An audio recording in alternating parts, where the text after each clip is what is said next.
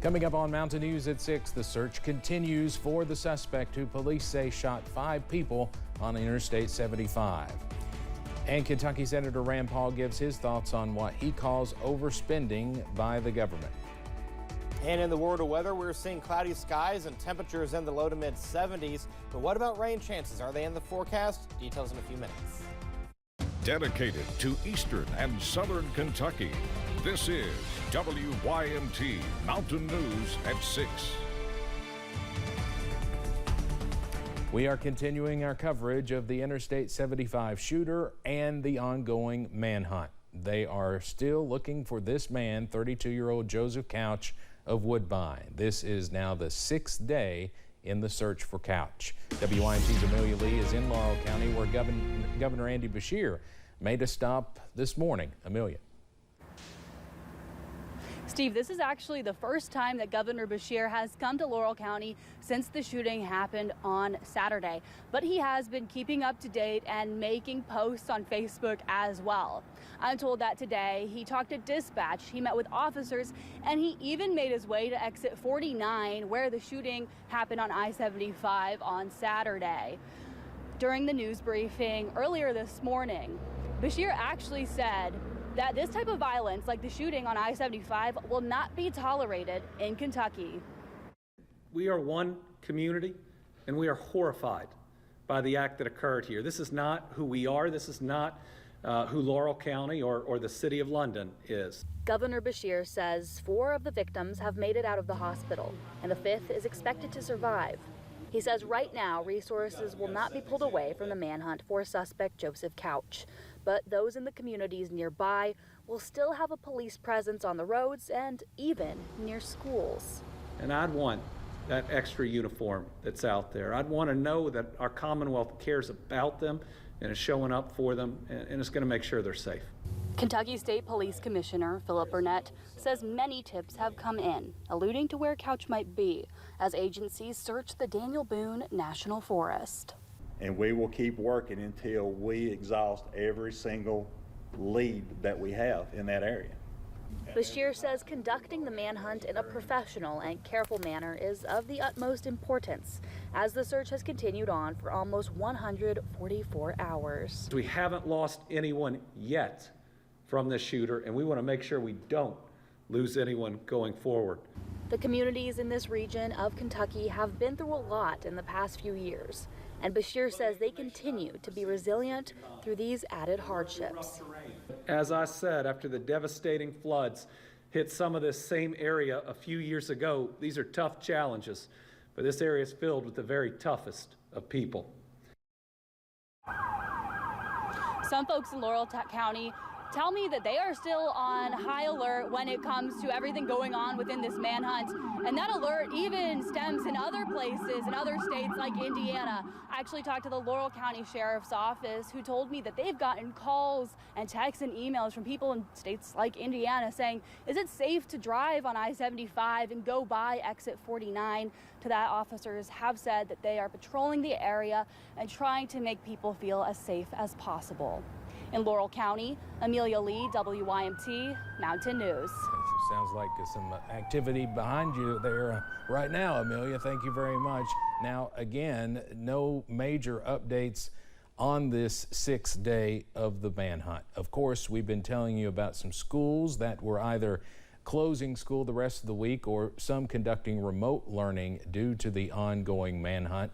In fact, you can see a list of those now scrolling at the bottom of your screen. You can also find the latest closing information on WYMT.com or the WYMT News app.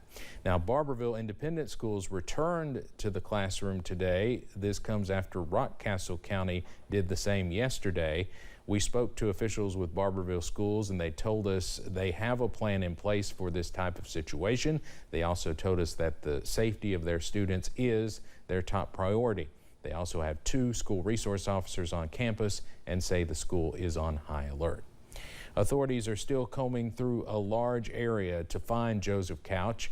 Adriana Couch, one of Joseph's cousins, tells us she first learned of Saturday's mass shooting when she was flooded with messages from friends and family.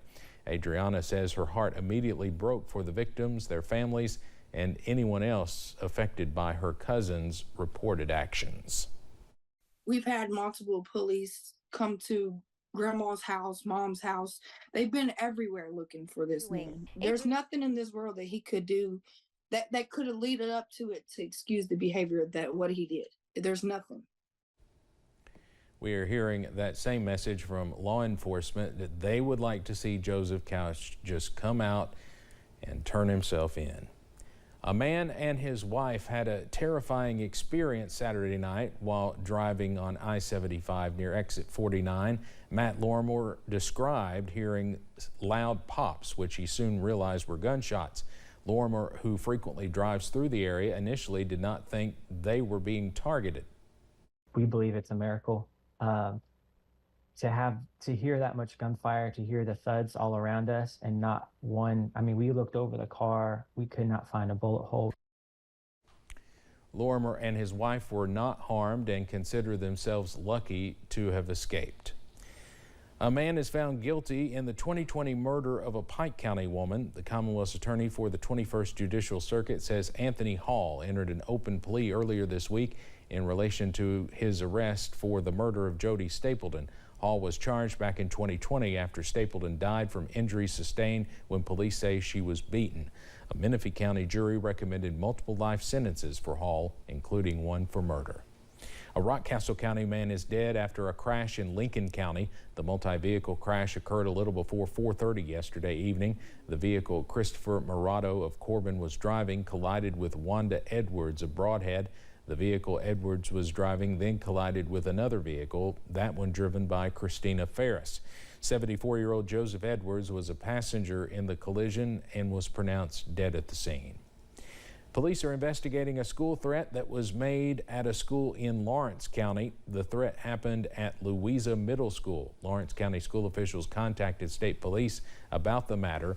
Through an investigation, the Louisa Police Department charged a 12-year-old with terroristic threatening. Yesterday, an incident in Perry County prompted schools to go on lockdown, but we have new information today regarding that situation. It was originally thought that a bullet may have hit a vehicle around exit 59.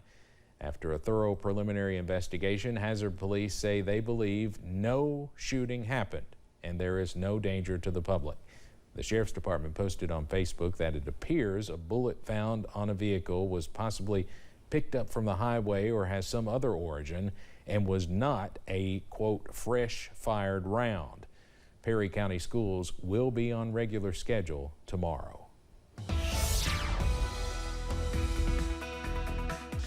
My goodness, what an overall nice day across the area. Despite it being cloudy, temperatures were well below normal. Let's go ahead and take a look here at the highs for today. We'll go ahead and call those up. Highs for today were only in the 70s and 80s. Mid 70s from Manchester to Monticello, 77 in Somerset. Irvin made it to 79. 82 is the high in Moorhead, 81 in Hazard, 84 in Prestonsburg. And right now we're seeing temperatures across the majority of eastern Kentucky in the 70s, even upper 60s towards Wise, 85 in Ashland, 79 in Moorhead, 76 in Irvin. We're seeing a little bit of rain just to the south of Monticello being picked up on live pinpoint Doppler radar. This is going to increase as we go throughout the evening and overnight hours. Some places won't see a drop. The rain chances are very low, but if you do see rain, it'll last for a few minutes and then it'll be out of here. It'll be widely scattered. So the next several hours keeps temperatures in the upper 60s and low 70s by 1 a.m., mid 60s by 7 a.m. Overnight lows, how about low to mid 60s? Very much on par for where we should be for this time of year. 60 is where we should be on the low end. Now, in terms of those rain chances, how long will they last? And there is a big change in the drought monitor. We'll talk about that coming up in the first alert forecast in a few minutes. Steve? Eric, thank you. The November election is just 54 days away now, and Kentuckians will see two potential changes to the state constitution on the ballot. Constitutional Amendment 1 is simple in its language. No person who is not a citizen of the United States shall be allowed to vote in Kentucky, ensuring only citizens of the U.S. can cast a ballot in local elections. Supporters say it is a preventative measure. One of the traps in legislating is always being reactive to things, and this is an opportunity to be proactive and go out, and it is a little different move for us from a legislative standpoint. While supporters of this constitutional amendment say this is eliminating any gray area or who is or is not allowed to vote in Kentucky, as is with anything in politics, it does not have unanimous support. Higher prices seem to follow Americans everywhere, the pump, the grocery store, and that's just to name a few. WYMT's Madison Carmouche sat down with Senator Rand Paul today about what he's trying to do.